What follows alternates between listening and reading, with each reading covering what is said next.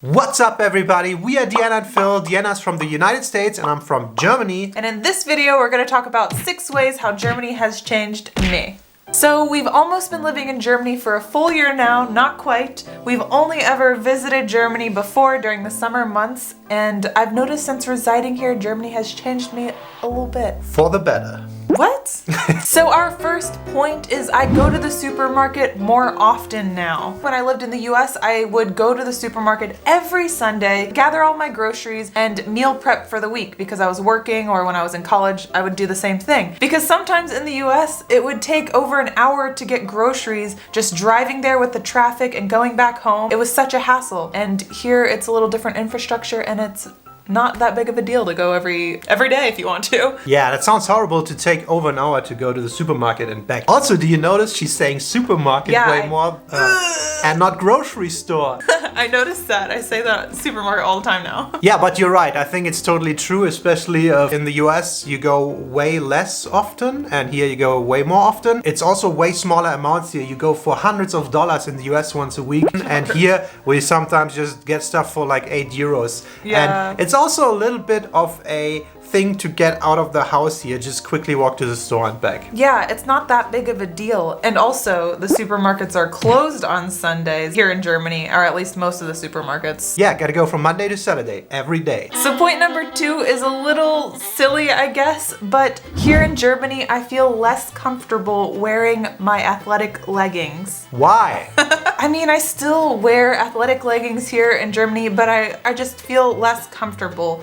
If I wear them, I want to have a shirt or a jacket that covers my bum area a little bit. I don't know why. Maybe it's the small town we live in and there's just like an older demographic. If we lived in a bigger city, maybe I'd feel more comfortable. But I just feel like in the US, you go to a Walmart, most people are wearing leggings.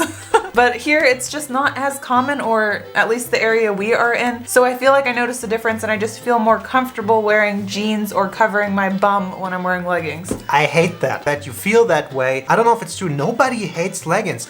I would love to bring the American leggings culture to Germany because, like, from a guy perspective, everybody freaking loves that. I don't think you should feel uncomfortable wearing those. Just do it. Nobody will judge you for it. Your butt is not naked. You're wearing leggings. You're wearing pants. With the leggings, it pretty much is. I just feel like in the US, people look like they're going to the gym all the time, even if they're not going to the gym. That's kind of a fashion thing. And here, at least where we are, it's not so much. Well, I think you should just not care and not give a tiny rat's ass about what people think. Let us know in the comments below. Is that weird in Germany to wear leggings? Are you a girl? Do you wear leggings? Is it normal, or am I just feeling self-conscious? Guys, love it! Point number 3 is that I'm now angry about prices not as advertised. Rightfully so. I just remember Phil being so angry about this in Southeast Asia when we went to a few restaurants that said additional 15% taxes included afterwards, and he's like, what the heck? That is not real. This is a scam. They're scamming us. It is. It was just so strange to me because in the US, it's normal. You go and you buy something at the supermarket that says $2, it's not gonna be $2, it's gonna be $2 and some change with the additional sales tax. And now after living in Germany, I understand his frustration because everything you buy here, if it's listed for that amount, that includes the tax price in it. It's what you pay. Yeah, it's what you pay. It's usually, there's no additional hidden fee or anything. Yeah, so I think that's still the stupidest thing ever, because if I want to buy something, I exchange money for a product, and if you advertise an amount, that should be the amount that I have to give you for that reason. And by default we got a lot of comments, well, in the US the state taxes differ, so that's why they don't include it. But that argument makes really no sense. You could just adjust it according to each state and just make it very much easier. Yeah, well, it should be the responsibility of the companies, not the consumer. Absolutely, yeah. That's something that really bothers me now, and it feels a bit scammy, to be honest. It is. It's just how we grew up. That was what I was used to. But after traveling to other countries and living in Germany, you kind of see how it's not normal. There is a better way. Okay, before we go into our 4th point, I want to quickly thank you for all the support. Please give this video a like for the YouTube algorithm, leave a comment, subscribe to the channel if you haven't already. If you want to further support us, you can do that on patreon.com. There are different benefits and level where you can support us to. Every support is highly appreciated. And today we're gonna give a shout out to our family member Patreons. So big thank you to Tarek Malkosh, Ellen B, Jay Reed, Charlotte Mills, Hessen Metro, Stephen Matthews, Heather Kuffner, Ethan Mitchell, John Renoza, Lauren Jared, Fred42, Maria Rivera, Marcus Ottensman, Tony Sanchez. Yeah, big thank you to you guys. But now back to the video. Point number 4, my personal bubble has gotten smaller. In the US, I feel like we have fairly big personal bubbles, or at least in the southeast where I grew up. I've noticed here in Germany that whether we're in a big city like Berlin or Munich, or even in a small town, the personal bubbles tend to be a lot smaller. From when you're just looking at groceries, someone might come and stand right aside of you and look at the same groceries, maybe reach over you, or when you're at the checkout line, someone is literally like they're like on me. They're on top of me. I have so many examples of this. I just remember one time I was in the clothing department of a store, and they're like 4 ways to get around to the other side, right? It's like little circle things. Longer ways. Slightly longer ways. Yeah. Well, the person decides to go right down the small little aisle that I'm standing in, brushing my shoulder, like touching me, and I just remember feeling like, oh my gosh, my bubble, like this is not okay.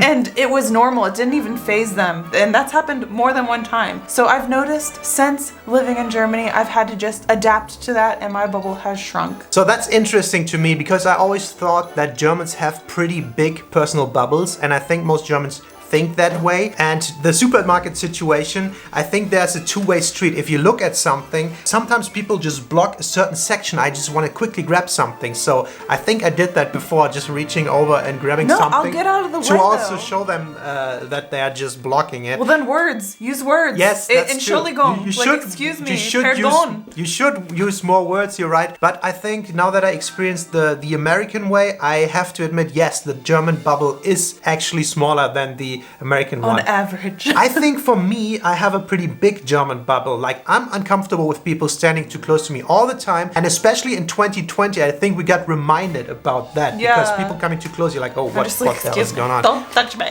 You know how funny I found that in the US when we walked through the aisles, and they're huge in the grocery stores, and I drive my cart by another person, not even coming too close, and they're always like, excuse me. I was like, yeah, no problem. How you doing?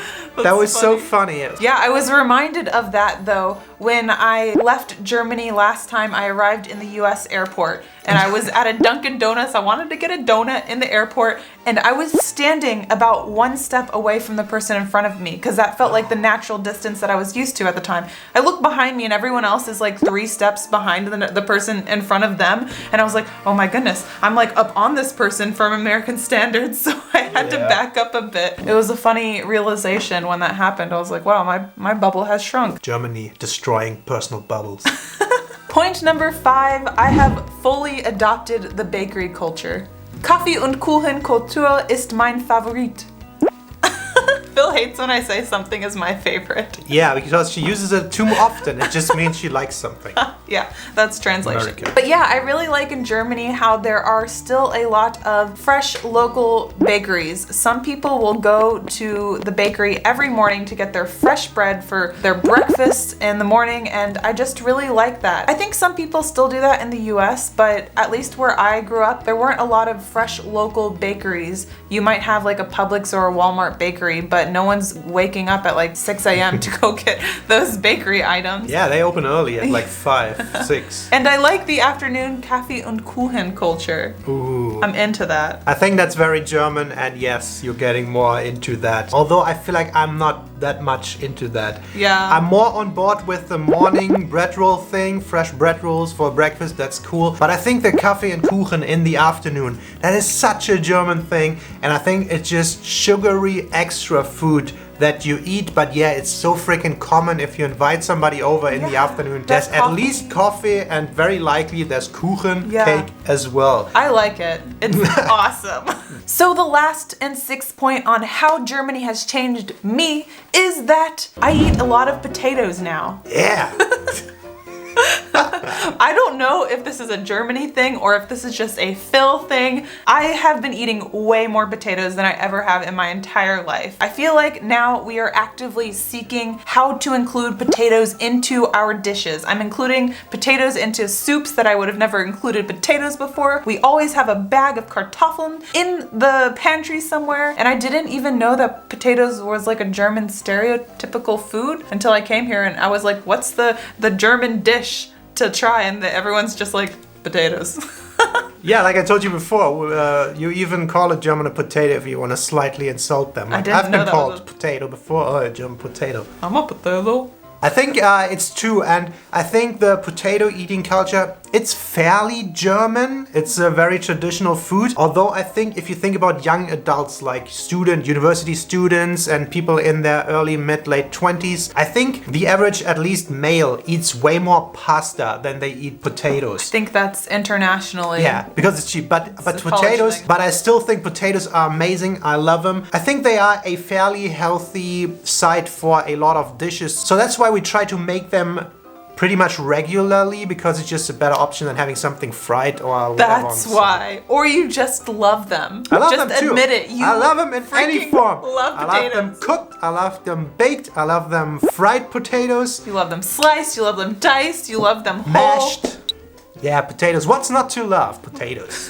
Thumbs up for potatoes. Let us know, is that a German thing or is it just Phil? Because I think it's funny. I don't know. I think it's fairly German, but yeah, let us know. Do you love potatoes? Alright, so those were my 6 points on how Germany has changed me. It's just natural to acclimate to wherever you're living, so I think that's one of the reasons why I've had some slight changes and adjustments since living here. Yeah, so if you're German, type in the comments, you're welcome, Deanna. So to let us know. Stop! To just let her know, we like to do that to people. So yeah, there we go.